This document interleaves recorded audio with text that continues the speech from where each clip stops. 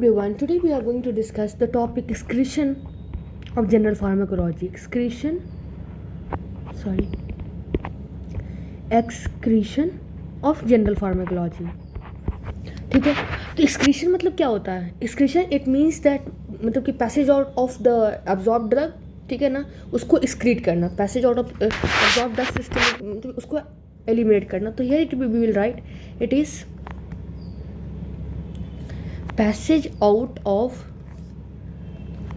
systemically absorbed drug. So अभी हम लोग देखेंगे कि जो ड्रग होते हैं उनके मेटाबोलाइट होते हैं उसके एक्सक्रीशन कैसे होता है. तो हेयर वी स्टार्टिंग की ड्रग एंड उसके metabolites, their metabolite they are excreted in कैसे कैसे. सबसे पहले फर्स्ट इज द यूरिन, ठीक है, second is the faeces, third is the exhaled air, fourth is the saliva and sweat and fifth is the milk. तो let's discuss, मतलब कि हम लोग देखते हैं ब्रीफ में, इन डिटेल में.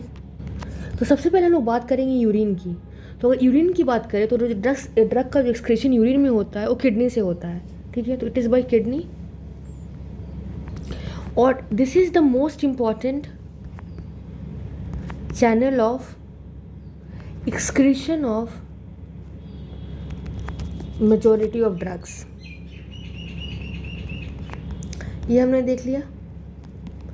अब सेकेंड है, हम लोग देखेंगे faeces. Second, first is urine, second is faeces. Faeces में बात करेंगे तो जो भी अनएब्जॉर्ब फ्रैक्शन है, ठीक है ना, जो अनएब्जॉर्ब फ्रैक्शन रहा वो तो फीसेस में आएगा ही, और जो भी ड्रग प्रेजेंट फीसेस में होता है वो बाइल से आता है, ठीक है. तो in the faeces unabsorbed fraction, ठीक है ना, प्लस ड्रग कहाँ से आता है, plus drug is derived from faeces, derived from bile, ठीक है. अब लीवर जो होते हैं, liver they actively transport into bile organic acid,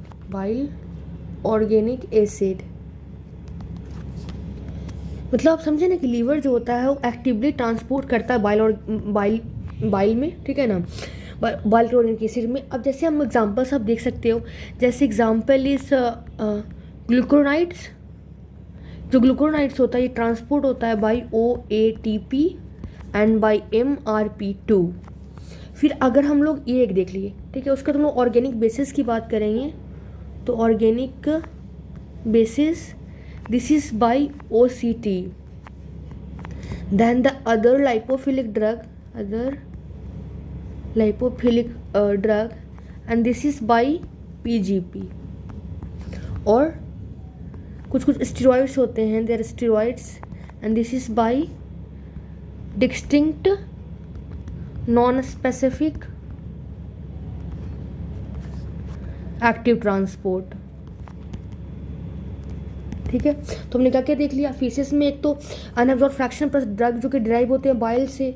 liver जो होता है एक्टिवली ट्रांसपोर्ट करता है इनटू बाइल ऑर्गेनिक एसिड, जैसे हम लोग देखेंगे ग्लूकोनाइड्स जो कि OATP MRP2 से. Organic basis by OCT, other lipophilic drug by phosphoglyceride PGP, steroids by specific distinct non specific active transporters. ये हमने देखा. उसके बाद ये तो हो गया. फिर रिलेटिवली लार्ज अमाउंट, मतलब ये वर्ड नहीं, मतलब कि जैसे लार्ज मॉलिक्यूल्स होते हैं ना, लार्ज मॉलिक्यूल्स जैसे कि मॉलिकुलर वेट ग्रेटर दैन 300, ठीक है ना, ये क्या होते हैं, दे आर प्रेफरेंशियली एलिमिनेटेड. ये एलिमिनेट हुआ था कहाँ पे, in the bile, eliminated in bile. ये हमने देख लिया. क्या क्या देखा कि जो अनएब्जॉर्ब फ्रैक्शन है, ड्रग एब्जॉर्ब फ्रॉम बाइल है, वो फीसेस में आता है. और लीवर जो एक्टिवली ट्रांसपोर्ट करता है, ठीक है ना, बाइल में. एक्टिवली ट्रांसपोर्ट करता है, ठीक है, by the use of ATP.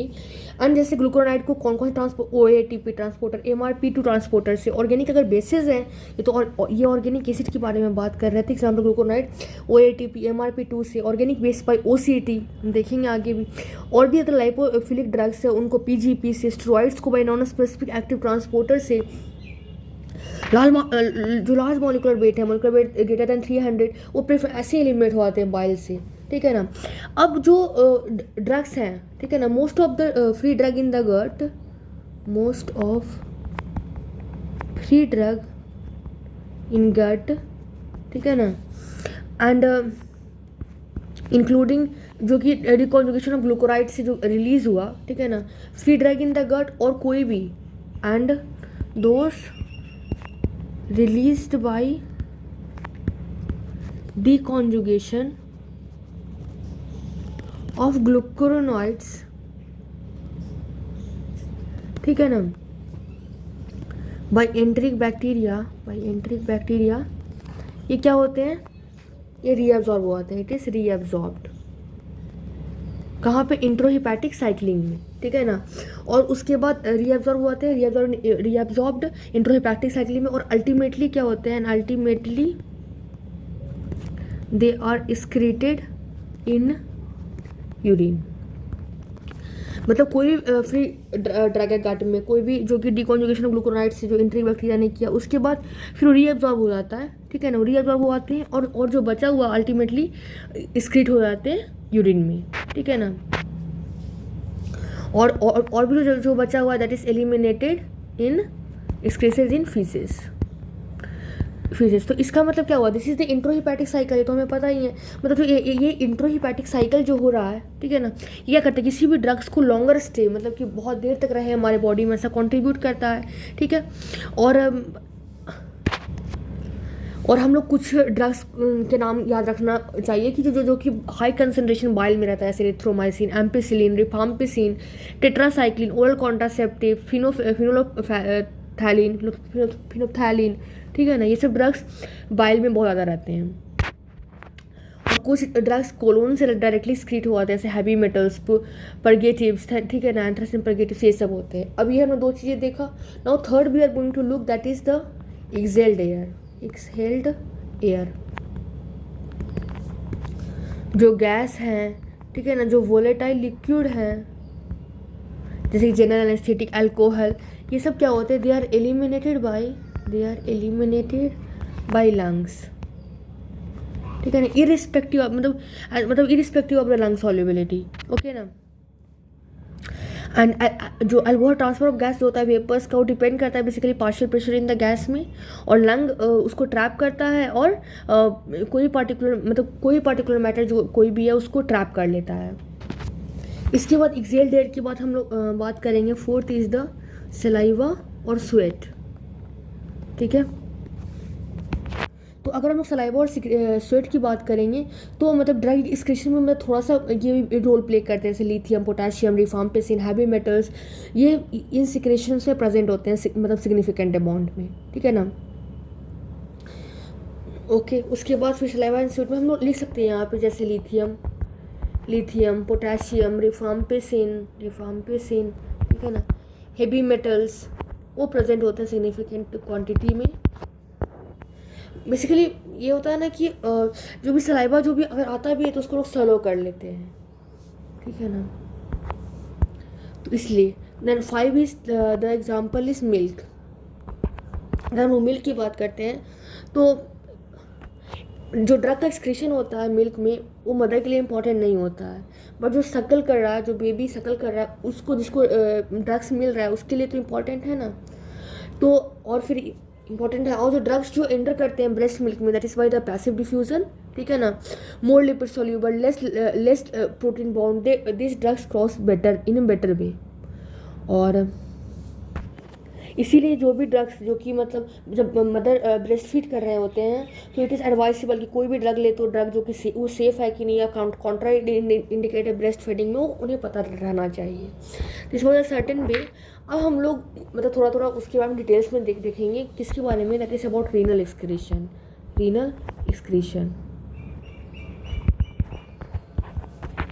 तो हम रीनल एक्सक्रीशन की बात करते हैं। जो किडनी होता है वो बहुत इंपॉर्टेंट होता है फॉर एक्सक्रीटिंग जितने ही वाटर सॉल्युबल सब्सटेंस है उसके लिए, ठीक है। जो ड्रग प्रेजेंट होता है फिर उसकी मेटाबोलाइट, ठीक है ना, प्रेजेंट होता है यूरिन में, ठीक है।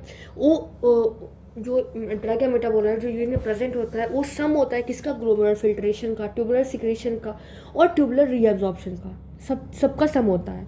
तो सबसे इट इज़ इम्पॉर्टेंट, इसलिए तो हम लोग जो बायो ट्रांसफॉर्मेशन कर रहे थे वाटर सोल्यूबल में, क्योंकि किडनी से इजीली एक्सक्रीट हो जाए। सबसे पहले हम लिखेंगे kidney, this is responsible for excretion of all water soluble substances, ठीक है। और कोई भी सब्सटेंस जो कि ड्रग में यूरिन में रिलीज हो रहा है किस पे डिपेंड करता है, ऑफ कोर्स जिस पे रीनल हम पढ़ेंगे, glomerular filtration, tubular secretion and tubular reabsorption. तो हम लोग यहाँ पे एक फॉर्मूला भी लिख सकते हैं कि जो नेट रीनल एक्सक्रीशन होता है this is equal to glomerular filtration plus tubular secretion and इसमें हम लोग माइनस कर देंगे, that is the tubular reabsorption। So सबसे पहले हम देखते हैं glomerular filtration. The first of all we will look about the glomerular filtration. तो हम सब जानते हैं कि जो ग्लोमेरुलर की कैपिलरीज होते हैं और मतलब यूजुअल पोर्स होते हैं उससे बड़ी होते हैं। तो जितने भी all the non protein bound drug, ये इंपॉर्टेंट है कि चाहे वो लिपिड सॉल्यूबल हो या फिर लिपिड इनसॉल्यूबल है, सब के सब ग्लोमेरुलर में फिल्ट्रेट हो जाते हैं, ठीक है ना। तो यह हम लोग लिख सकते हैं कि all the non protein bound drug, चाहे वो लिपिड सॉल्यूबल हो, whether it is lipid soluble, ठीक है ना, या फिर इनसॉल्यूबल हो, सब के सब ग्लोमेरुलर में फिल्ट्रेट हो जाते हैं, दे गेट फिल्ट्रेटेड। तो इसका मतलब क्या हुआ कि ग्लोमेरुलर फिल्ट्रेशन क्या पे डिपेंड करेगा, तो GFR this will depend on इस पे, प्लाज्मा प्रोटीन बाइंडिंग पे और रीनल ब्लड फ्लो पे। Renal blood flow, GFR will depend on plasma protein binding and renal blood flow, ठीक है।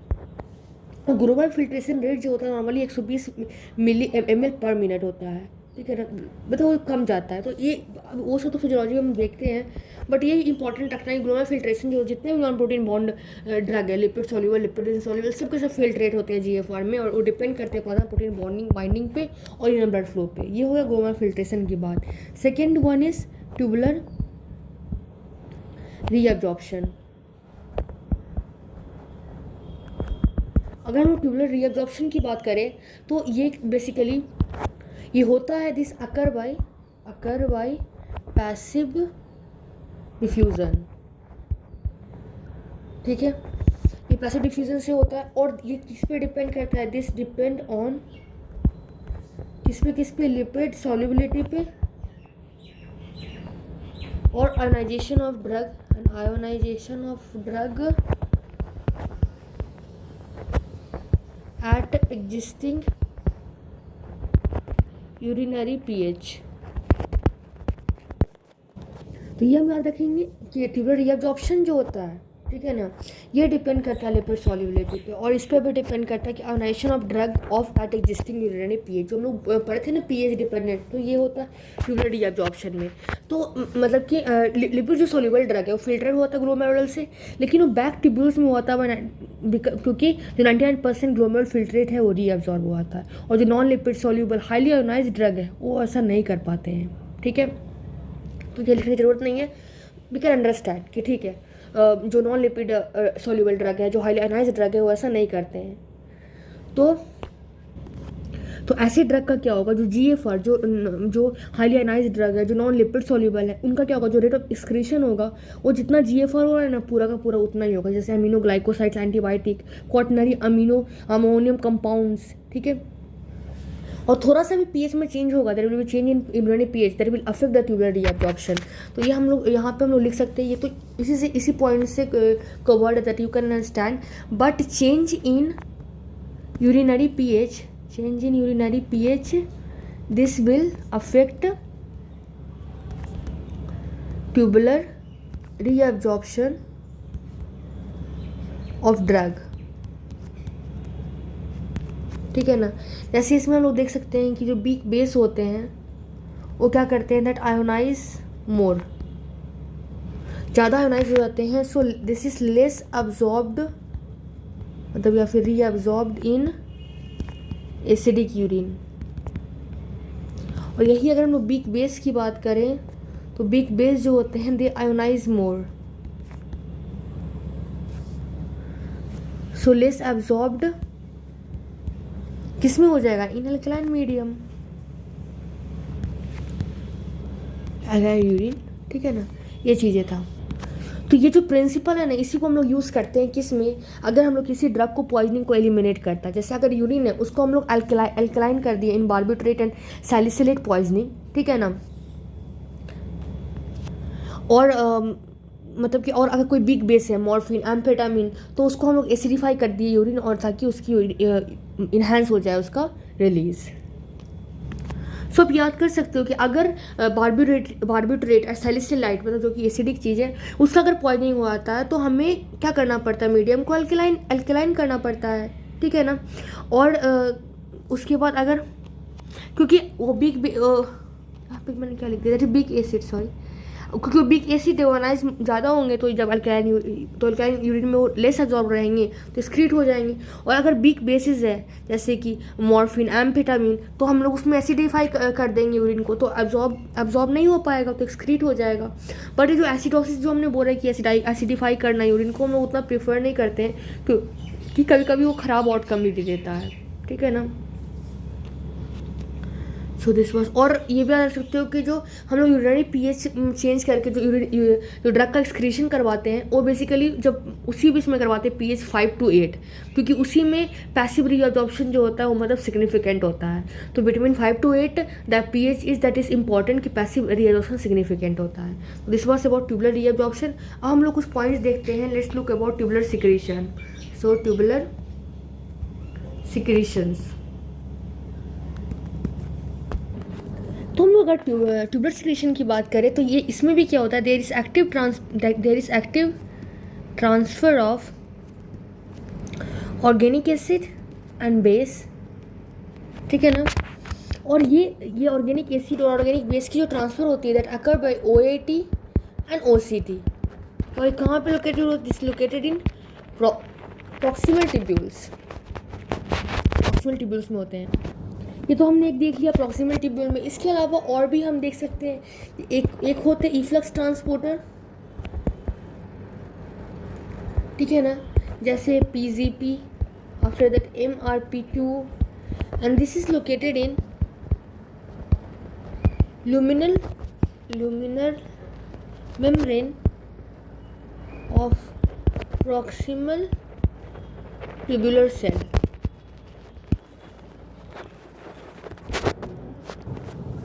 ठीक है, उसके बाद कुछ आप ज्ञान फिजियोलॉजी से भी याद रख सकते हो। बस ये याद रखना कि इफ्लक्स ट्रांसपोर्टर के कौन से PGP, MRP2 और जो luminal membrane of proximal tubule cell में रहते हैं, ठीक है ना।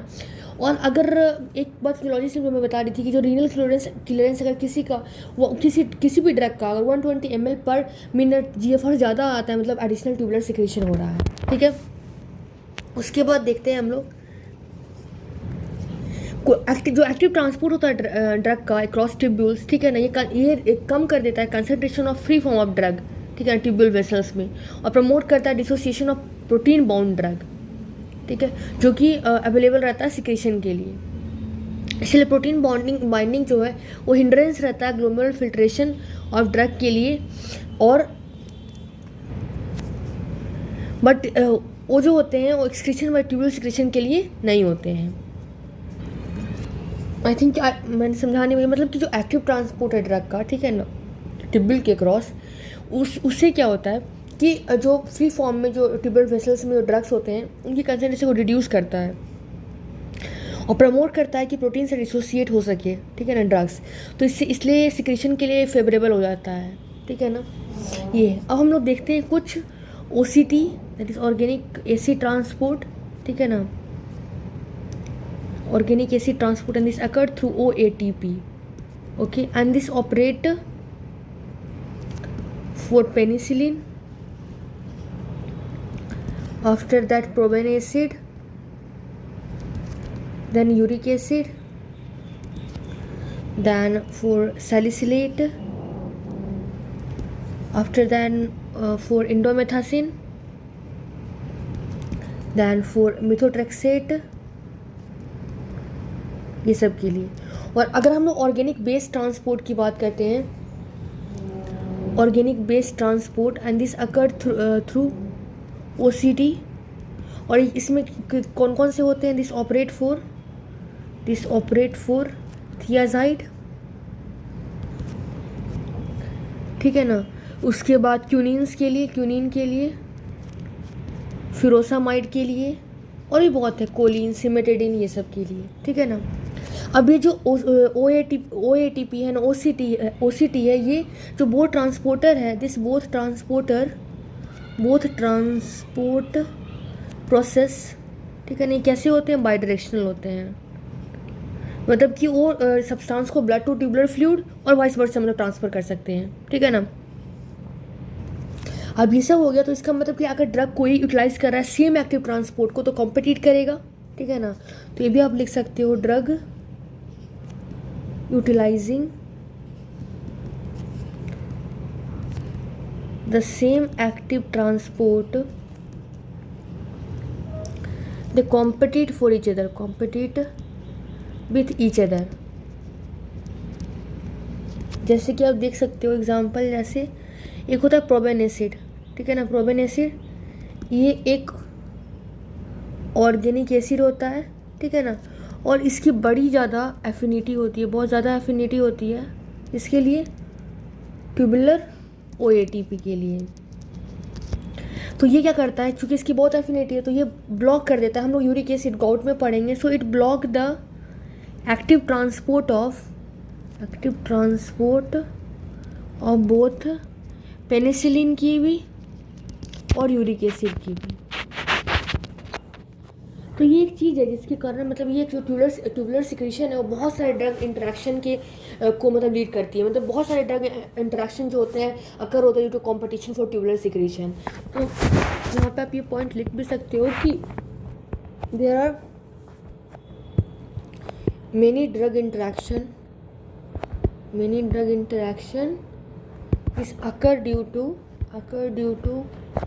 competition for tubular secretion, ठीक है। जैसे आप एग्जांपल्स में देख सकते हो, जैसे एग्जांपल आप देख सकते हो, एस्प्रिन जो होता है, एस्प्रिन क्या करता है, डिसब्लॉक द यूरिकोस्यूरिक एक्शन ऑफ प्रोबेन एसिड और सल्फिनपायराजोन, और ये डिक्रीज कर देता है ट्यूबुलर सिक्रीशन को इसके ऑफ मेथोट्रेक्सेट। ये हो गया। तो एस्प्रिन का क्या ब्लॉक कर दिया यूरिकोसेरिक एक्शन ऑफ प्रोबेन एसिड को और सल्फिनपायराजोल को, और जिससे कि ट्यूबुलर सिक्रेशन मेथोट्रेक्सेट को। और जब आगे पढ़ोगे ना तो मतलब कि आप अच्छे समझ पाओगे। जैसे प्रोबेन एसिड क्या करता है, डिक्रीज कर देता है कंसंट्रेशन ऑफ मतलब यूरिन में, ठीक है ना। और ये क्या करता है basically duration of action of penicillin को बढ़ाता है और ये मेथोट्रेक्सेशन को कम करता है। तो ये भी उतना डिटेल में आप अभी नहीं भी देखो चलेगा, क्योंकि अभी आगे हम लोग देखेंगे। सल्फानोजोल है वो इनहिबिट करता है एक्सक्रीशन ऑफ टॉलब्यूटामाइड, ठीक है ना। क्विनिडीन जो है वो डिक्रीज करता है renal and biliary clearance of dioxin. कैसे? By inhibiting the efflux carrier that is P glycoprotein. So ये सब चीज़ें हैं। और ये भी फिर आप याद रख सकते हो कि ट्यूबुलर ट्रांसपोर्ट मैकेनिज्म बर्थ में बिल डेवलप नहीं होते हैं, जिसके कारण क्या होता है पेनिसिलिन, सिफेलोस्प्रिन, एस्प्रिन ज़्यादा टाइम तक न्यूनेट्स में काम करता है, ठीक है ना, मतलब मैच्योर करता है धीरे धीरे। और फिर ये जब हम बूढ़े हो जाते हैं 50 ईयर्स 75 ईयर्स, तो फिर इसकी जो कैपेसिटी है वो डिक्रीज कर जाती है। This was all some point about excretion. Next हम लोग kinetics of elimination, next video में I will give you kinetics of elimination और कुछ पॉइंट्स। Thank you everyone.